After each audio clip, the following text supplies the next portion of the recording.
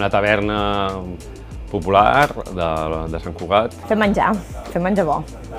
Menjar casolà. Una bona oferta, accessible per tothom, de cuina catalana.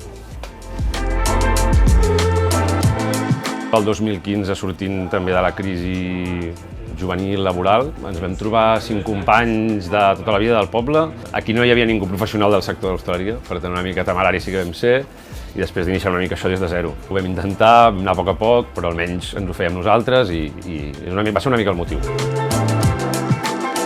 Jo no soc sòcia fundadora, però vaig arribar 2 anyets que fundessin la COPE.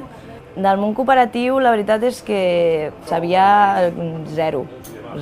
Jo vaig entrar com a treballadora, tranquil·lament, i després em vaig engrescar. Jo ja sabia que al final m'engrescaria, però...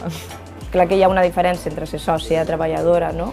I això, treballar per un jefe o el que sigui.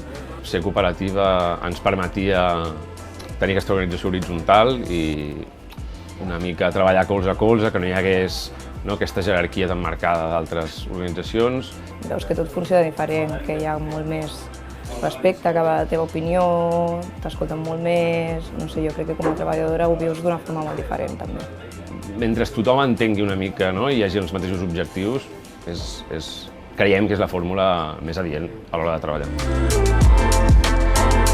Ens ha costat poder fer xarxa amb altres cooperatives, però va ser una mica com no anar allò sols per la vida. El fet d'estar federats també és com que ja tens com el primer pas fet, no? I quan puguis faràs els altres. I a la vegada perquè si teníem alguna necessitat sempre podíem acudir a la federació i al final també perquè hi crèiem i volíem formar-hi part. Jo crec que sí que la FEDE fa aquesta feina de suport a les cooperatives i crec que és molt important el seu paper.